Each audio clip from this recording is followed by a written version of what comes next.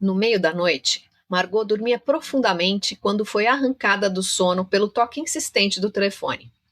Ainda atordoada, ela se levantou devagar e seguiu até a sala, onde ficava o aparelho. O apartamento pequeno e aconchegante estava mergulhado na escuridão.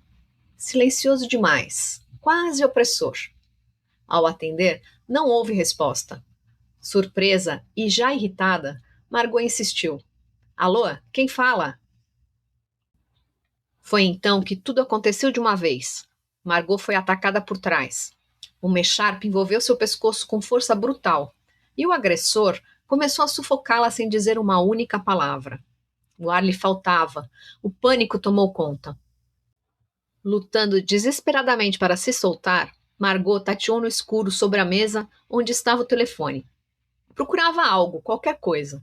Seus dedos encontraram a tesoura que ela havia deixado ali mais cedo.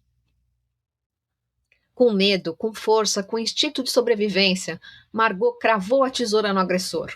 O homem caiu sobre a lâmina, enterrando-a ainda mais no próprio corpo. A morte foi quase imediata. Em choque, Margot pegou o telefone para ligar para a polícia. E então percebeu algo estranho. O aparelho ainda estava fora do gancho. Do outro lado da linha, a voz aflita de seu marido perguntava o que havia acontecido. Quem já assistiu a esse filme? Ficaram mortificados. Então vem comigo, porque no episódio de hoje do Enredei, vamos mergulhar na trama de Disque M para Matar e entender por que Alfred Hitchcock é até hoje o mestre absoluto do suspense. Eu sou Lilica e este é o Enredei, onde cada palavra pode ser uma nova pista.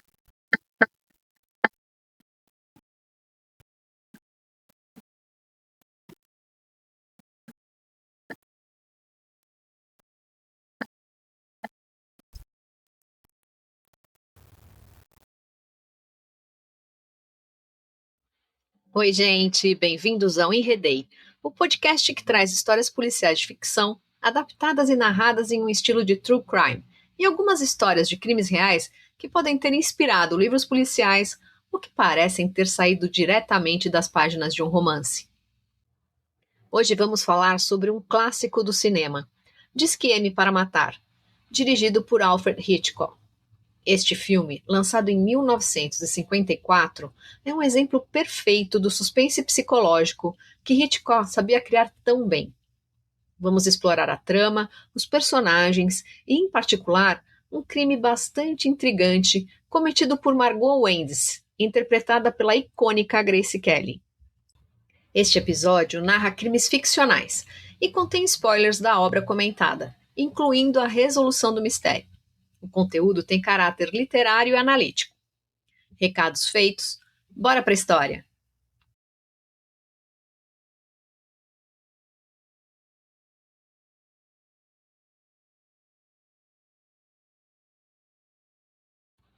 Margot e Tony Wenders eram daqueles casais que pareciam saídos das páginas de uma revista de sociedade. Ela jovem, elegante e herdeira de uma fortuna familiar praticamente inesgotável. Ele, charmoso, confiante, um ex-jogador de tênis famoso, alguns anos mais velho que a esposa e acostumado aos holofotes desde muito antes do casamento. Juntos formavam a imagem perfeita. Belos, ricos, bem-sucedidos.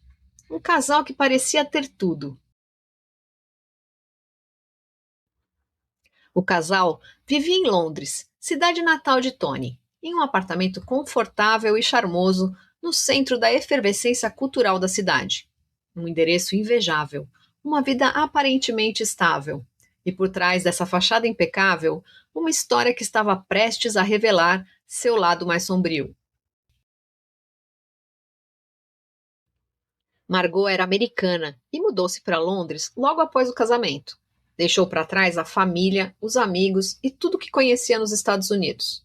A nova vida não foi fácil. Ela sentia falta da América. E para piorar, quando se casaram, Tony ainda estava em plena atividade no tênis, viajando constantemente. Margot passava longos períodos sozinha, tentando se adaptar a um casamento que aos poucos começava a lhe parecer um erro.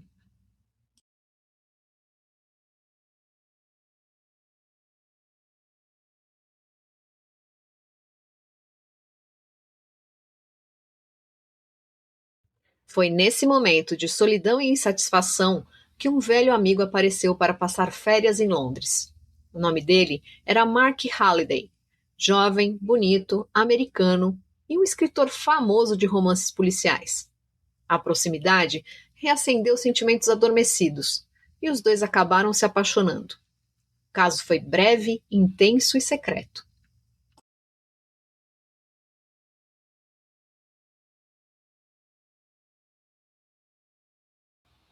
Quando Mark voltou para casa, o romance terminou. Pelo menos em aparência. Ele continuou escrevendo cartas para Margot, uma após a outra. Ela, no entanto, não respondia a nenhuma. Mesmo assim, à distância, Mark permanecia apaixonado, alimentando a esperança de que aquela história ainda não tivesse chegado ao fim.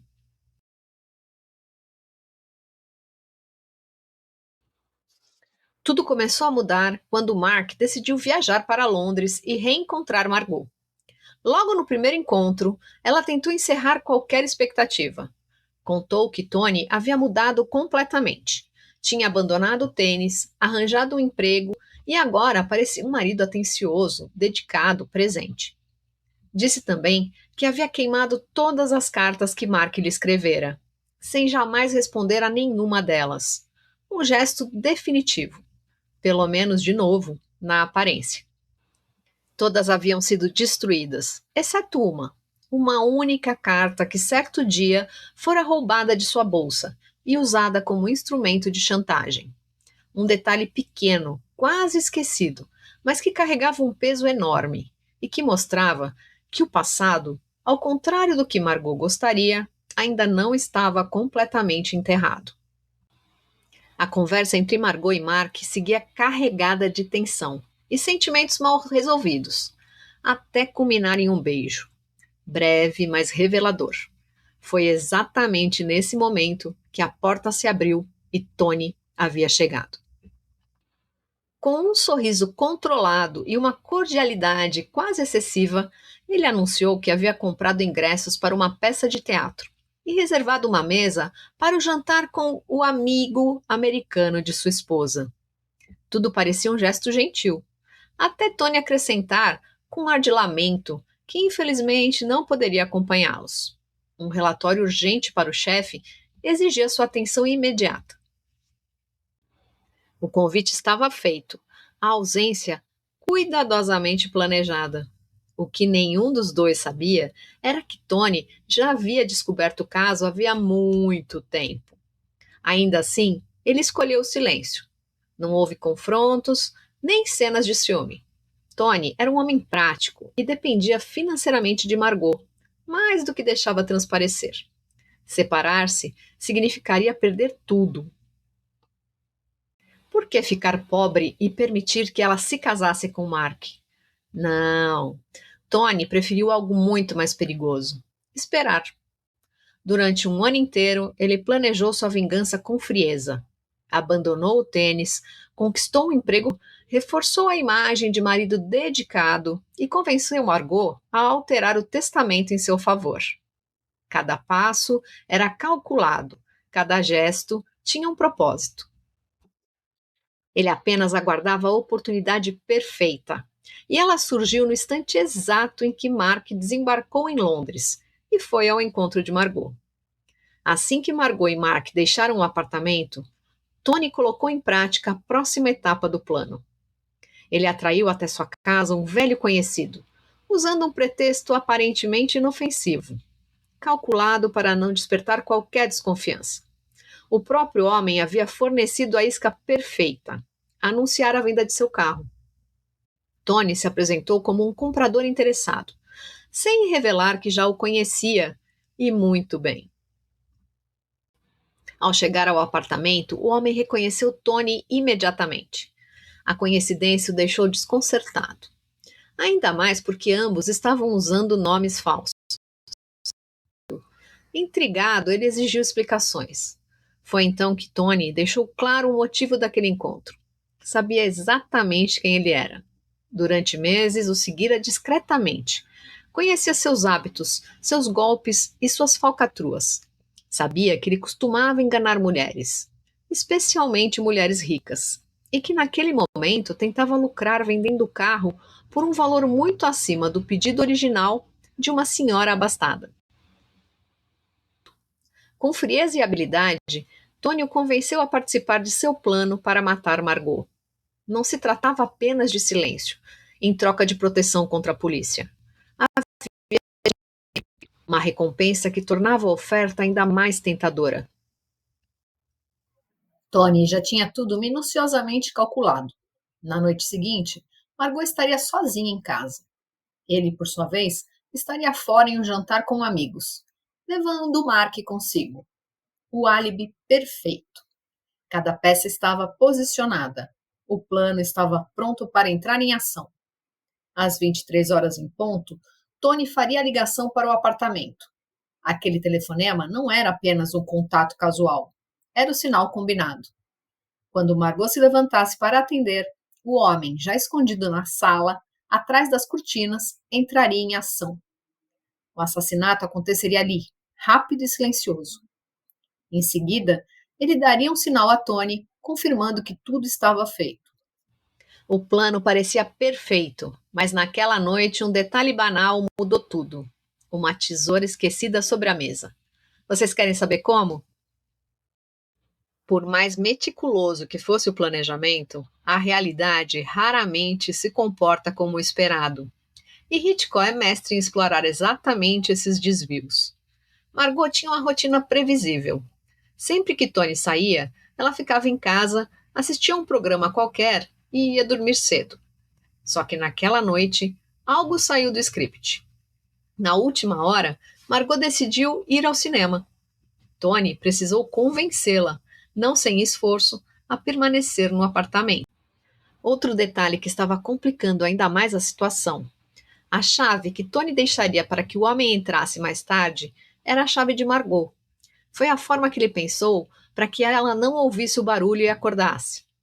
E assim, quando eles voltassem para casa no fim da noite, ele teria a chave dele. O problema é que Margot havia deixado a chave dentro da bolsa. Tony teve que inventar uma desculpa rápida para pegá-la sem ser visto. E a tensão só aumentou. No momento em que Tony tentava colocar a chave sob o tapete do corredor, Mark apareceu inesperadamente. Tony precisou agir com extremo cuidado, escondendo a chave às pressas e improvisando uma saída para não levantar suspeitas. Cada pequeno obstáculo parecia testar os limites de um plano que até então se pretendia infalível. Por fim, Tony e Mark deixaram o apartamento. Margot, sozinha, decidiu dormir cedo. Algum tempo depois, ela foi despertada pelo toque insistente do telefone. Vale lembrar que na época em que o filme foi feito, o telefone era fixo e ficava na sala. Se essa história se passasse hoje, o Tony teria que arranjar uma forma bem criativa de garantir que Margot deixasse o celular carregando ali na sala, e não ao alcance da mão na mesinha de cabeceira. Sonolenta, Margot se levantou e foi atender. Do outro lado da linha estava Tony, mas ele ficou mudo. O que ela não sabia era que, a poucos passos dali, escondido atrás das cortinas da sala, estava o velho conhecido de Tony. Vamos chamá-los de John. Ele havia entrado no apartamento minutos antes, usando a chave que Tony deixara escondida no corredor. O ataque foi repentino, mas o que deveria ter sido uma execução rápida se transformou em uma luta desesperada. Margot reagiu com todas as forças, transformando o plano de assassinato em um ato de legítima defesa. Sobre a mesa, esquecida após um trabalho de costura, estava uma grande tesoura. Foi ela que salvou a vida de Margot. O telefone, que no plano de Tony deveria ser o sinal da morte, tornou-se o som da sobrevivência. Do outro lado da linha, Tony ouviu cada ruído da luta, cada movimento desesperado, e ficou paralisado ao perceber o impensável. Não era Margot quem havia morrido. Era o homem que ele enviara para matá-la. Com o assassinato premeditado de Margot frustrado, quem assiste ao filme passa a acreditar que agora é Tony quem está encurralado. Afinal, qualquer pista deixada para trás pode expor seu plano cuidadosamente arquitetado. Mas Tony não entra em pânico. Pelo contrário, Frio e calculista, ele se aproveita do fato de ainda estar ao telefone com a esposa e a convence a não chamar a polícia imediatamente, pedindo que espere até que ele volte para casa. Tony corre de volta ao apartamento, a mente trabalhando em ritmo acelerado. No caminho, repassa mentalmente cada detalhe que precisa ser corrigido. E um deles se destaca: a chave com a qual o homem entrou no apartamento. Ao chegar, encontra Margot profundamente abalada. Em um momento de distração, quando ela vai até a cozinha para pegar uma aspirina, Tony age rapidamente. Vasculha o bolso do homem morto, encontra a chave e a coloca de volta na bolsa da esposa. Guardem essa informação, ela será fundamental mais para frente. Alfred Hitchcock constrói essa sequência com precisão cirúrgica. A câmera nos conduz pelo pensamento de Tony, compartilhando sua ansiedade a cada segundo. A tensão atinge o auge quando Margot começa a mexer na bolsa. Tony observa paralisado, temendo que ela esteja procurando a chave. O detalhe que pode destruir tudo. Mas não, ela apenas pega a aspirina. Um suspiro coletivo de alívio. Por ora, o plano de Tony continua de pé. A polícia finalmente entra em cena, e com ela surge o detetive Hubbard, um senhor distinto de bigode marcante. Alguém mais lembra de outro detetive clássico assim? Desde o primeiro momento, ele observa tudo com atenção silenciosa. O plano inicial de Tony havia falhado, é verdade, mas aos poucos parece que ele conseguiu ajustar a rota. E desde o início da investigação, as suspeitas começam a se deslocar perigosamente na direção de Margot. A primeira peça decisiva surge rapidamente. A carta que Mark escrevera para Margot. Ela é encontrada no bolso do casaco do homem morto, exatamente onde Tony a colocara na noite do crime, antes da chegada da polícia. A partir dali, a narrativa passa a fazer sentido, ao menos para os investigadores. Tony afirma reconhecer o homem como um antigo conhecido da universidade, alguém que teria visto por acaso na estação de trem 6 meses antes, justamente no mesmo dia em que a bolsa de Margot foi roubada, junto com a famosa carta.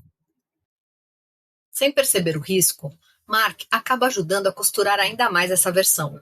Ao ser interrogado, conta ao detetive que Margot vinha recebendo bilhetes de chantagem, exigindo dinheiro em troca da devolução da carta e do silêncio. Para a polícia, o motivo começa a se desenhar com clareza inquietante. Durante todo esse tempo, Tony desempenha o papel do marido solidário com perfeição. Quando o detetive Hubbard sugere que Margot matou o homem, não em legítima defesa, mas para se livrar de um chantagista, Tony confirma que estava ao telefone no momento do ataque. Diz que ouviu barulhos, sons de luta, mas não consegue oferecer muitos detalhes além disso. Ele quase ajuda Margot, e então vem o ponto decisivo. Não há sinais de arrombamento no apartamento.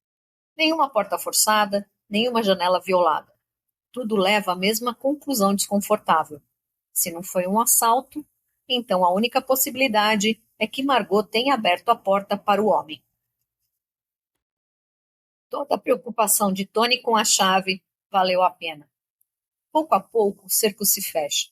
A echarpe usada pelo homem durante o ataque e que Tony substitui discretamente por um par de meias de Margot surge como mais um indício de que a versão dela não se sustenta. Aos olhos da polícia, aquele detalhe reforça a ideia de que Margot estaria mentindo. Ela fala echarpe, mas eles encontraram meias. Nesse ponto, Tony chama um advogado. Em um gesto que parece cuidadoso e protetor. Ainda assim, nada impede o inevitável. Margot é presa, levada a julgamento e, por fim, condenada à morte. A condenação se apoia em 3 pilares, que juntos parecem irrefutáveis. Primeiro, a carta escrita por Mark, encontrada no bolso do homem morto. Segundo, a meia-calça, apresentada como prova de que Margot teria encenado a cena. E terceiro, a chave, que não foi encontrada com o invasor. A polícia até considera a possibilidade de ele ter feito uma cópia quando roubou a bolsa de Margot na estação de trem. Mas como nenhuma chave é encontrada depois no casaco do homem, o júri chega à conclusão mais simples e mais cruel. Margot abriu a porta voluntariamente e o matou para se livrar da chantagem.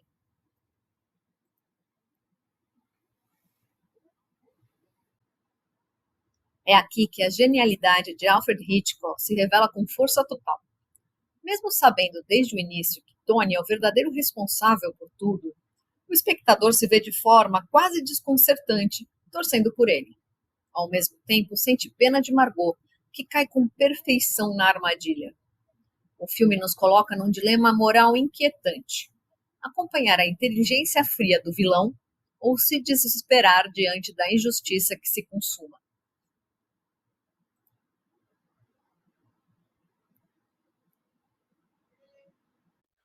Mark, por sua vez, entra em desespero. Determinado a salvar a mulher que ama, tenta de todas as formas reverter a situação. Como bom escritor de histórias policiais, começa a imaginar cenários, criar versões, construir uma narrativa que force Tony a se incriminar e assim salvar Margot da execução. Sem perceber, Mark acaba reproduzindo exatamente o plano que Tony criou. Ainda assim, Tony parece um passo à frente de todos. Ou pelo menos, é isso que o filme nos faz acreditar. Já perto do final, quando tudo indica que Tony venceu, a trama começa a se rearranjar. O detetive Hubert, que até então parecia ter aceitado cada pista falsa construída por Tony, decide confrontá-lo mais uma vez. Ele chama atenção para um detalhe específico: o dinheiro que Tony vem usando discretamente desde a prisão de Margot. Justamente a quantia que havia sido separada para pagar o assassinato. Tony responde com naturalidade, afirmando que foi a própria Margot quem lhe pediu que escondesse o dinheiro. Mais uma vez, ele consegue desviar a culpa e lançar novas suspeitas sobre a esposa. Por alguns instantes, parece que nada será capaz de quebrar sua narrativa impecável. Mas o jogo ainda não terminou. É justamente nesse ponto que o detetive Hubbard revela sua verdadeira habilidade. Ele sempre desconfiou do que havia acontecido. Sabia quem era o verdadeiro responsável. O problema era outro: provar. Sem evidências diretas, restava Hubbard apenas uma alternativa: armar uma armadilha e esperar que Tony cometesse o erro que tinha certeza de jamais cometer. E é aqui que aquele detalhe que eu pedi para vocês guardarem lá atrás, lembram? A chave volta ao centro da história e se revela decisivo. Mark, por sua vez, entra em desespero. Determinado a salvar a mulher que ama, tenta de todas as formas reverter a situação.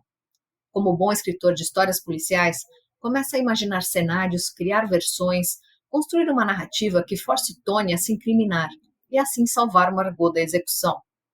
Sem perceber, Mark acaba reproduzindo exatamente o plano que Tony criou.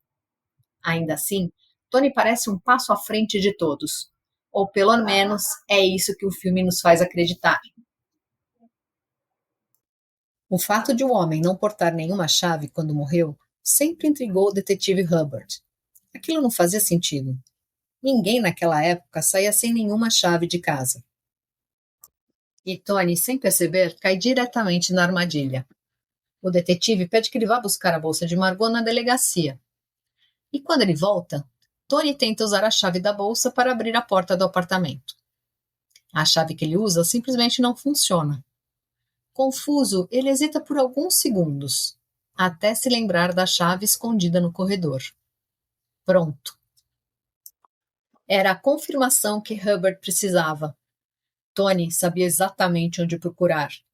E naquele instante ficou claro: ele havia planejado tudo. E se você ficou curioso para entender o título do filme, aqui vai um detalhe que muita gente já esqueceu. Nos telefones antigos, cada número vinha acompanhado de letras. Quando Tony faz a ligação decisiva para o apartamento, o sinal combinado para que o crime aconteça, Hitchcock faz questão de enquadrar em close o primeiro número discado, aquele que traz a letra M. Um detalhe simples, mas carregado de significado. Outra curiosidade fascinante: o filme ele não nasceu como um livro, mas como uma peça de teatro. E mais legal ainda, ele foi gravado em 3D. Para os anos 1950, era uma tecnologia ousada, quase experimental. E, mais uma vez, Hitchcock estava à frente de seu tempo. O que torna Disque M para Matar tão inesquecível é justamente a complexidade moral de seus personagens. Margot não é uma criminosa por natureza, mas acaba envolvida em uma teia de mentiras, traições e manipulações que a conduzem a consequências devastadoras. O filme nos força a refletir. Até onde iríamos para proteger nossos segredos? E afinal, o que realmente significa ser culpado? E agora eu te pergunto, Margot é apenas uma vítima das circunstâncias ou de alguma forma cúmplice do próprio destino? Quero saber a sua opinião. Deixa aqui nos comentários. Obrigada a você que ficou até aqui comigo. Espero que você tenha gostado de se enredar na história de hoje. Continuaremos nossa jornada descobrindo pistas e desvendando mais sobre os personagens enigmáticos que são a marca registrada dos romances policiais nos próximos episódios de Enredei. Mande seus comentários, pensamentos e sugestões. Conto com vocês para me ajudar a manter a qualidade e a relevância do podcast e garantir que o conteúdo seja sempre interessante para vocês.